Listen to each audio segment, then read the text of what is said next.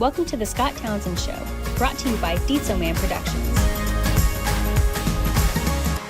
And those people become what I call tall blades of grass, easy to cut.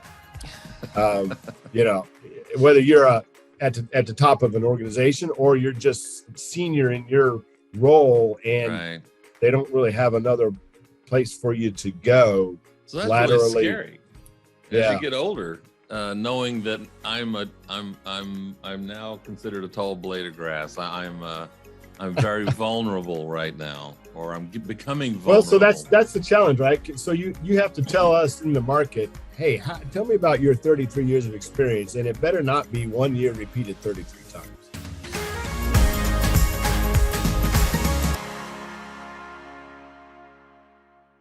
All right.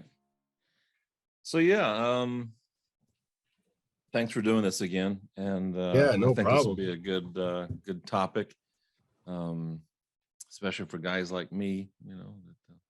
Yeah, I second that. Resemble that remark.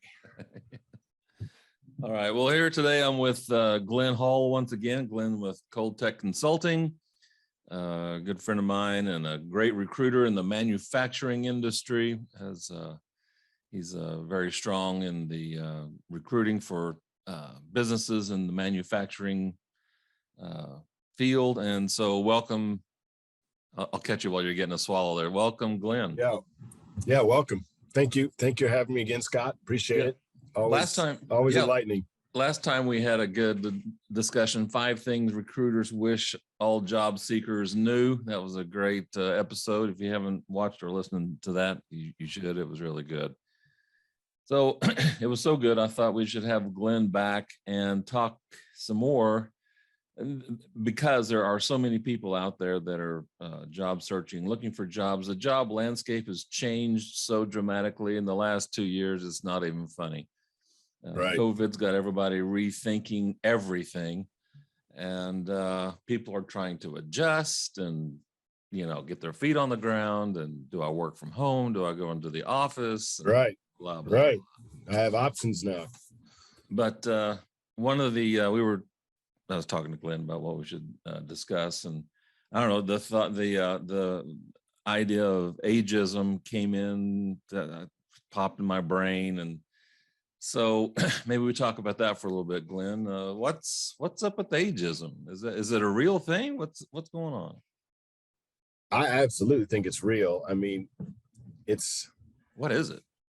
What is it in my mind is when clients or hiring authorities believe they need someone of a certain career stage or type, and they just, whether they intentionally or unintentionally, track their behavior towards people that fit those types of stages versus maybe a skill set profile, and just keep it to skills and abilities.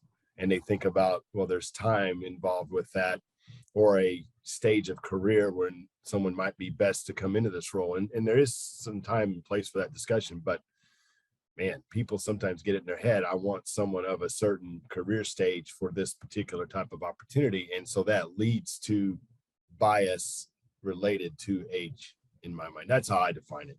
Yeah. Whether it's intentional, unintentional. I mean, I've had clients specifically ask, and we always, gently steer them towards, well, you want these kinds of skills and abilities, not this type of person who is under 35 or whatever the number is, or whatever. Right. So ageism, who is impacted by ageism? I think more than others is older, is people in old, like I'm 55. So I would put it in, I think it's 45 and above can be. But even early career folks can be, because, if you don't have enough, if you don't have 5 to 10 years and, people want 5 to 10 years experience and you're 22. Well, that's just not going to happen. Right. And so there's to me, it's on both ends.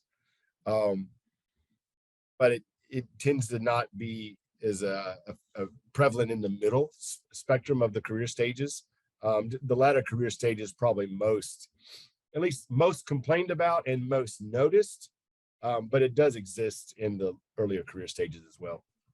I would agree. And I would maybe even take it a step further and say that the whole organization is impacted by ageism, because you deny younger folks from getting to rub elbows with the older folks, if I can say that. I don't care if I can or can't, I'm going to say it anyway. And vice versa. Knowledge transfer, we call that, in a lot of organizations. Absolutely.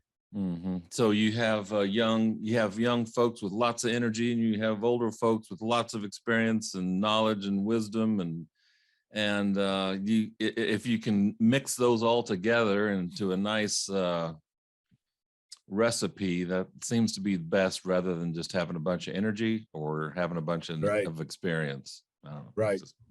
Everybody brings their unique skill set, and and all organizations are doing their best to try to capture what we call knowledge and transfer it, and that it happens through the experience of individuals, and it happens through the tools and processes you have in place to document how things should be done, so that they can be transferred to the next person who is doing the job, whether the transfer is due to someone retiring or whatever.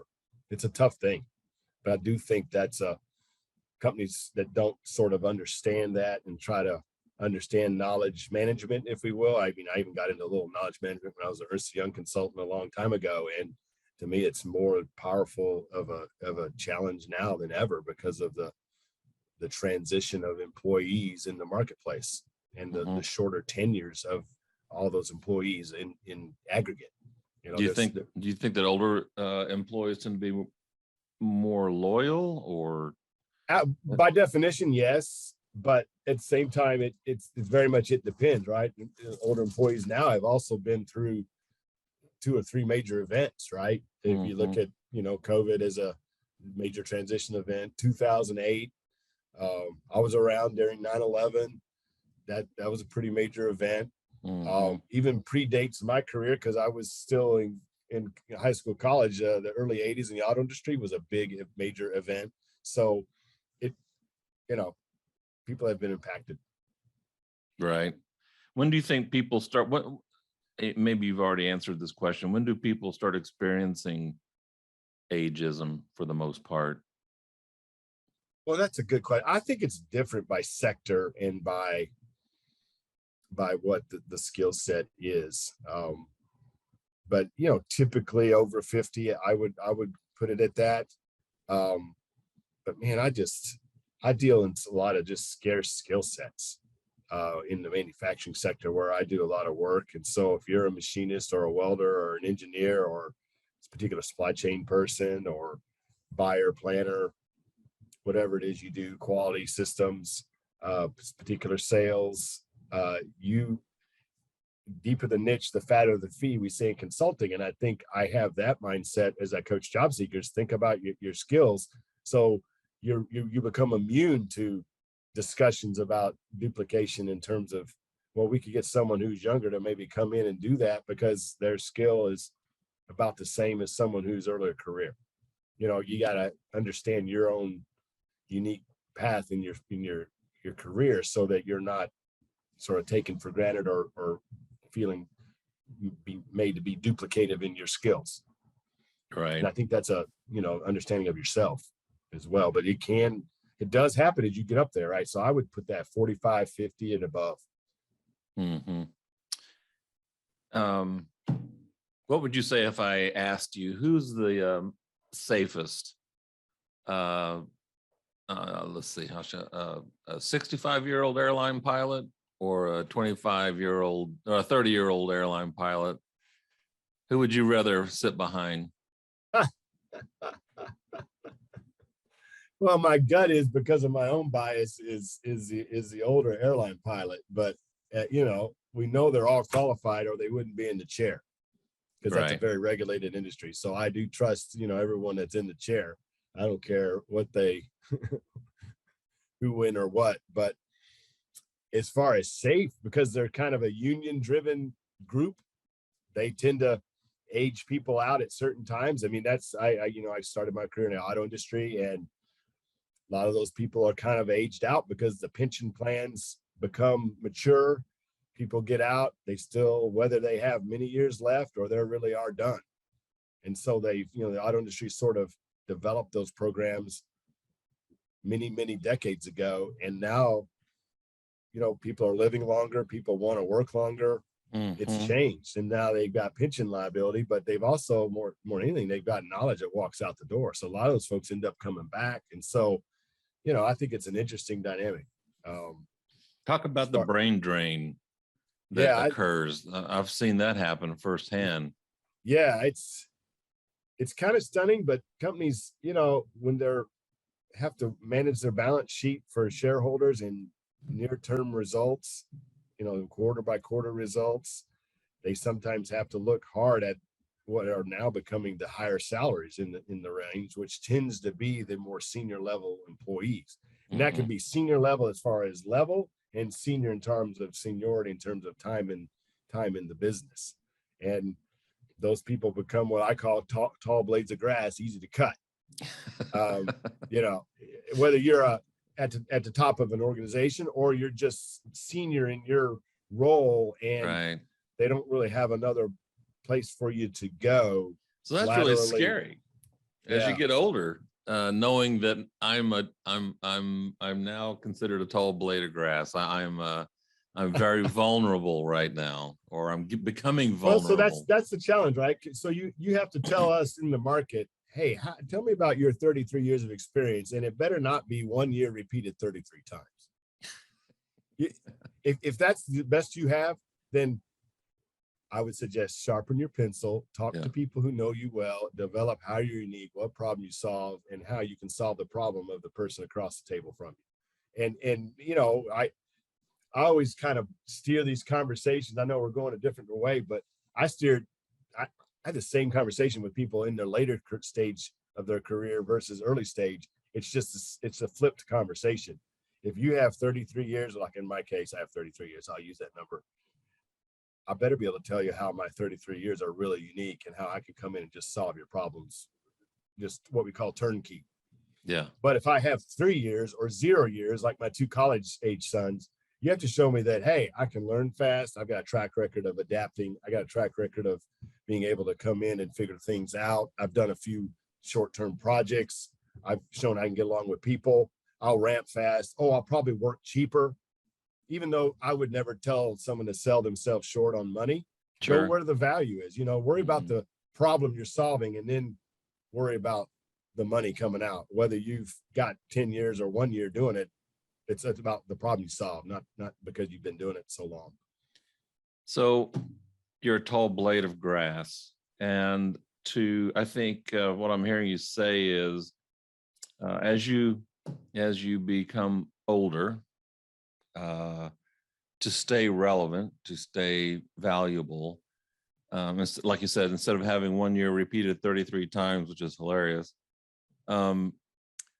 it sounds like it's important to always be learning, sharpening not only your existing skill sets, but constantly learning new skill sets that keeps you relevant, that keeps you in the game.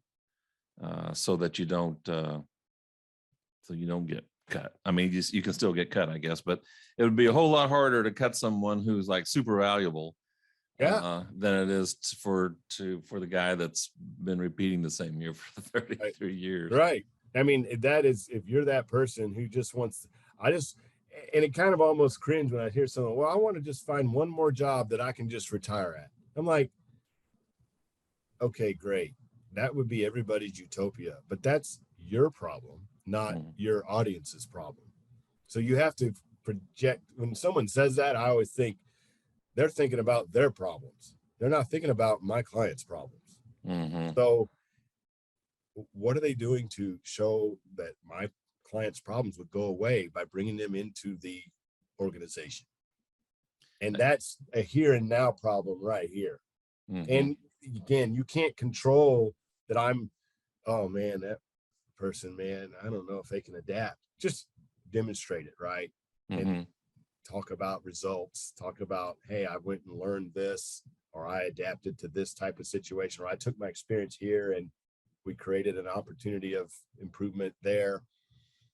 There's lots of ways to kind of peel that onion back with people's experience, and very few really dig, I think, to develop those stories: situation, task, action, result. And how are you unique, and what problem do you solve? There's people got to believe they're unique and believe they can bring value, and then the conversation, that translates in one of these conversations.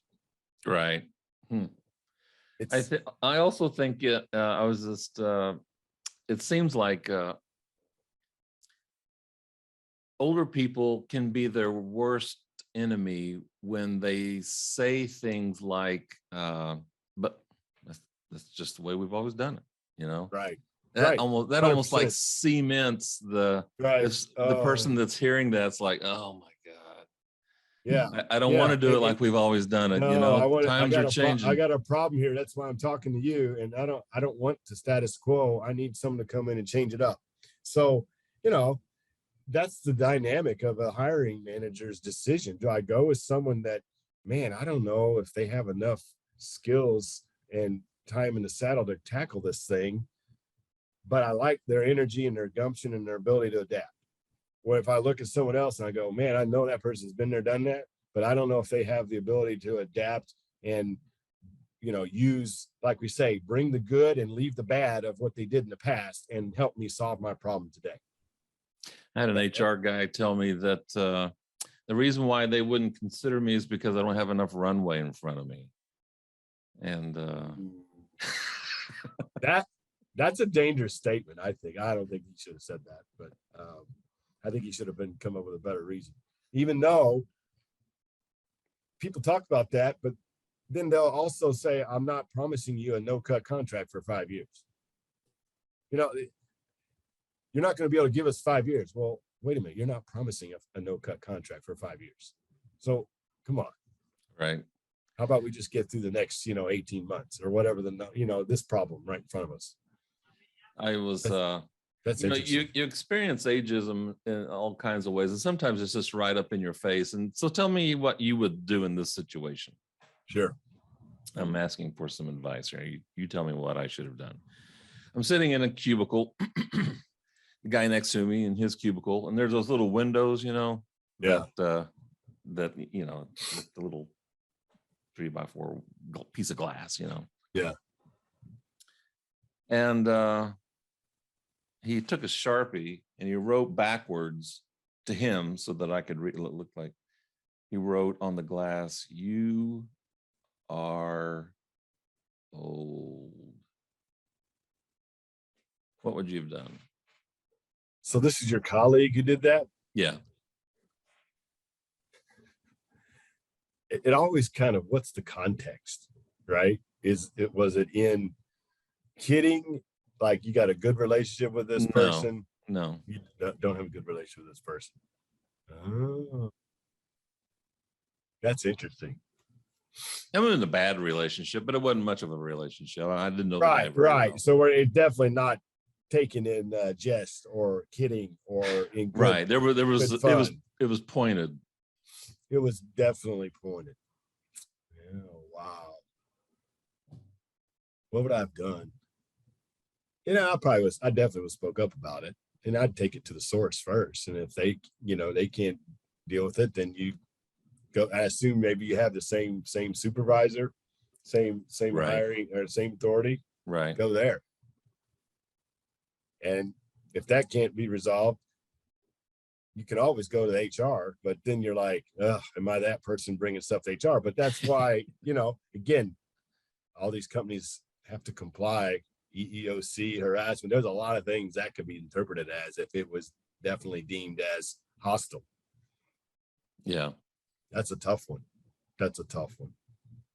Yeah. So so what did I do? I didn't do anything. Yeah. I didn't say anything, didn't do anything, just I was Yeah. like, I'm like you. I don't want to be that guy that goes to HR. That's a tough one, man. I mean, if it would have been more egregious, like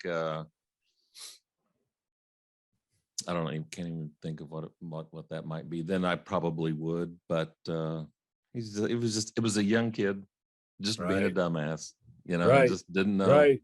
what he's doing. I And could see my sons doing that if they had someone like me next to them in the queue. And I'm trying to go, like they're college, my sons are college age and they don't listen to this, but you're like, don't, man, come on. People, you don't know anything about people. Just work with them. yeah, Work with them. That's an interesting scenario. But that does happen, right? I mean, it happens. every industry is going through that now when you've got just, boomer, Xers, Gen Z, and was it millennials? It's there's like 4 generations in the workplace now, and it's very, very dynamic. Right. What can we do? What can a person or an organization do to slow down ageism? We're saying it's real. We're saying I think it's definitely real. Alive and well. What can an organization do? I think an organization has to continue to kind of just understand the skills and unique talents they need to be successful, and independent of where they get those talents and abilities. Because now we've got such a dynamic of where do you get that type of talent? In the recruitment realm, you got to be very creative, because some people want a certain type of work-life setup, right? They want to work from home. They want to work hybrid. Or wait, the job that in our industry, like manufacturing, a lot of times we need to be on site because the value of manufacturing is done in an on-site capacity. Mm-hmm. You don't make things from your hotel room here or wherever. Right. If anything, I support people who make things from my remote work. But if I can do my work remotely, that's differently. So there's such a way to, I think, good job descriptions and good understanding of roles, responsibilities is, an org structure starts with that. And then where do we get the talent to fill those types of, because the market may surprise you, but if you have a better understanding of yourself as an employer and an organization, I think you're more prepared to go out into the market. And then, we talk about not so much ageism, but also a not invented here mindset. Like, wait a minute. And like, I grew up in the auto industries, and I worked in aerospace. Both of those industries famous for, man, if they didn't do it in automotive, I don't know if we can trust them to do it over here and, with us, or in aviation. Wait a minute. If you haven't grown up in aviation, oil and gas has the same way in our region in Oklahoma. And so that's a tough one. That's almost like ageism in that it's just very exclusive. And some organizations or sectors that are really growing have to be open to growing their own talent from other sectors. And so when you're in a growth mode, I think it subsides because you have to be much more open to how do we get talent in the door who can solve our problem. Mm-hmm. And so I think it becomes a scarcity type discussion. And I think job seekers' challenge now is you can't worry about how an organization thinks about that, because if they do, and you find out about it, you're probably going to choose another option in today's market. Mm-hmm. But it's up to you to just always position yourself as a solution to a problem that's unique. And if someone chooses to sort of, okay, we're going to figure out that Glenn is 55 and man, we just can't deal with those kind of people here. Well, I'm not going to waste my time with you, right? I would suggest move on quickly. Mm-hmm. But if organizations doing that, I think they're just being very short-sighted. Right. In today's scarcity of talent, and the scarcity of talent's all over, right? We have more job postings publicly than we have job seekers. So organizations can't be doing that and be very forward-thinking. I think it's interesting too that instead of older, let's call them experienced. I don't care, whatever you want to say. I don't want to be PC because I don't care. Older workers have just failed a lot more, and that's really good because they've tried things and it didn't work, And so when you said you got a young company, you need to get up on your feet quick, and you need ideas, and you need to know how things turnkey solutions. Then you don't want someone coming in who the younger worker, not saying anything about them, and I guess that's reverse ageism, but right, but they can't bring that. Yeah, so maybe they can, right? Maybe they can. I find myself ignoring ageism more and more and thinking more about growth mindset focus Ooh, when I think about job seekers. ooh. Say that again. Can you say? Ageism, yeah. I mean, again, it's one of those things I find myself thinking in the recruitment experience I've had. Ageism is a myth. Growth mindset is the problem. That's how I think of it. So I find people who lack growth mindsets, they're all ages. Mm-hmm. If you don't have a growth mindset for how you're getting better today or how you're improving your situation, and you're 15 years old, you're going to have trouble when you're 15. If you're 65, you're going to have trouble when you're 65. So I hear growth mindset. Sounds like a corporate buzzword. What do you I mean? know. What do you mean by growth I guess mindset? growth mindset. So I think of that as the ability to take what you know today and realize I don't know everything, but I can bring things to a solution and ask questions and be willing to say, hey, willing to learn, willing to ramp up, willing to maybe Improve. ask and say, I don't know. Ask a question and I don't know. Mm-hmm. And go, but I have this background and I think it could lead to an understanding of how to tackle that problem. That's not my job is another one of those phrases. It's just the killer, man. I mean, It'll be a killer for anybody. Yeah. And if anybody young or old says it, to me, they're never helping their situation. Mm-hmm. You know, if they tell a story and they bring that up. And so these things go, you know, they both ways. Yeah. Mm-hmm. They go all career type timelines. I heard a guy say the other day that they had a family member who had been in retail forever, and his take on life was the longer you're in retail, the more cynical you get, and the more you have a hard time getting along or being friendly to customers because you've seen the good, the bad, and the ugly. Yeah. So that's true, I guess, but that's also, if you can admit that, then that's also something you need to guard against, because that's going to come through in your delivery. That's going to come through in your attitude.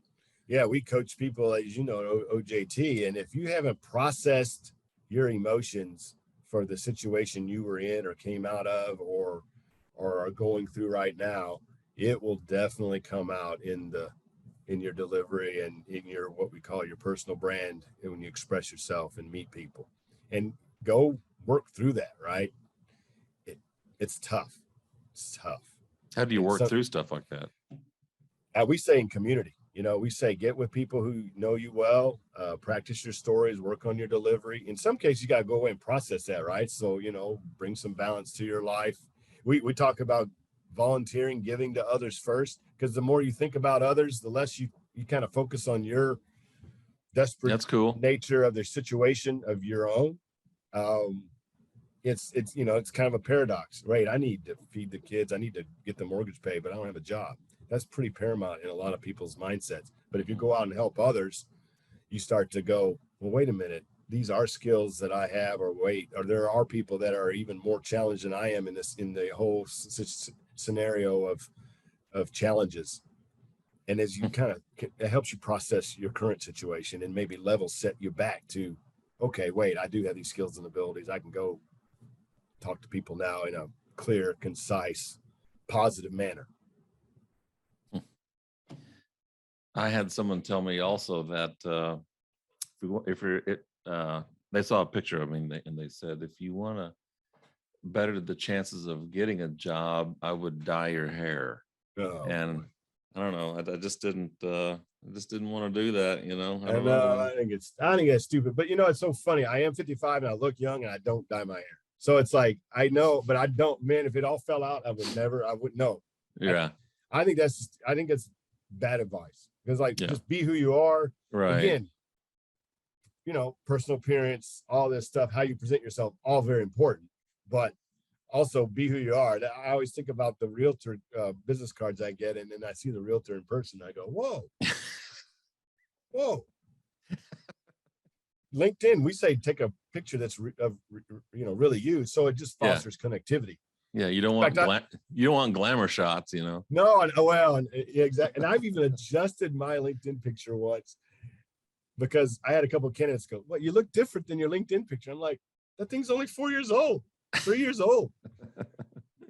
And I found myself asking my wife about it. She goes, "Really?" I go, "Okay." So I updated. Again, trying to foster connectivity in our online world is so be who you are, right? I think it's more healthy to be who you are and be in true character, but also be forceful with how you're unique and what problem you solve combats all of those questions. Right. And then you can't control how people react to them. And if Sure. they choose to react that way, well, you probably don't want to work with them anyway. Yeah. Yeah. So move on, right? But you should have another conversation with other audiences who appreciate who you are, what you can do, and how you can bring value. A lot of times, I guess people think they have to walk into an interview and act a certain way or not be themselves, which then just trips themselves up. Yeah, it can be a dangerous thing to go on, right? I mean, we all have problems and things we want to sort of screen for in our interview process. But if you're not authentic with that, it will show. Yeah, it will show. It's tough. Well, it's been a good conversation. It's been a good conversation. Man. It's a good conversation on this ageism. Now I'm starting to think it's not. I'm gonna have to watch this and listen to this over again because you dropped some gold there all the way through. There was something you said. It wasn't so much about ageism. I can't remember what you said now, but I'm gonna have to go back and rethink that. I don't think it's so much about ageism. I think it's more about staying relevant. Growth mindset. Growth mindset. Yeah, the growth mindset or adaptable. Yeah. Show I'm adaptable. Show that I can come in and just solve your problem today, not the one that you had 30 years ago. Right. Yeah. We're using Zoom technology. Like a lot of us had to adjust to Zoom technology or whatever. Yeah, we didn't even know what Zoom was 2 years ago. Yeah, well, and I've been doing video calls, 30 years going back in the auto industry, but I'd never actually used Zoom. I love it, but it's like, how many of people watching this, are you fighting that? Because if you are, come on. Yeah. Call a friend, get some help, whatever, online, whatever. That's the community and being willing to be open to learning. And then take your skills into that vein is a powerful, powerful mindset shift, we think, at OJT. Staying curious seems to be healthy. Absolutely. And in doing it in community, you're not alone in this, whatever that vein of looks like, you're not alone, man. People are going through whatever the changes are. Can't quite, tons of jobs, but there's not one for me. Well, you're right, but don't lose hope, right? Keep building your connections and your positive effort.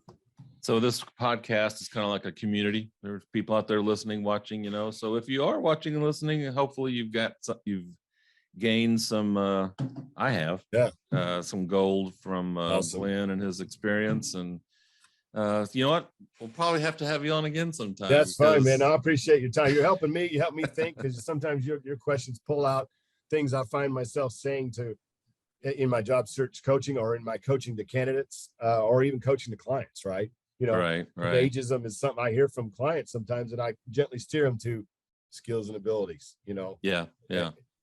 And they're not doing it intentionally. They're just thinking, this is who I think will probably help solve my problem. They're just off the cuff, busy running their business. Well, okay, hold on.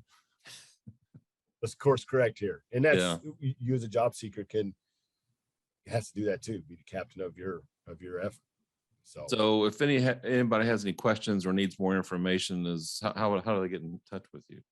ColtecConsulting.com, COLTEC consulting.com, 2 C's in the middle. Happy to help. Good deal. Well, and if you have any questions, comments, concerns, ideas, you can also send me an email at scott@scotttownsend.info. I'm looking to do some Patreon stuff, so if I get that done by the time I've got this posted, I'll put a Patreon link down below, so those of you watching or listening can help support this podcast. So Awesome, man. Anyway. Thanks. Appreciate it. So for Glen Hall, this is Scott Townsend. Thanks for watching and listening to the Scott Townsend Show. Have a great day, and we'll talk to you later.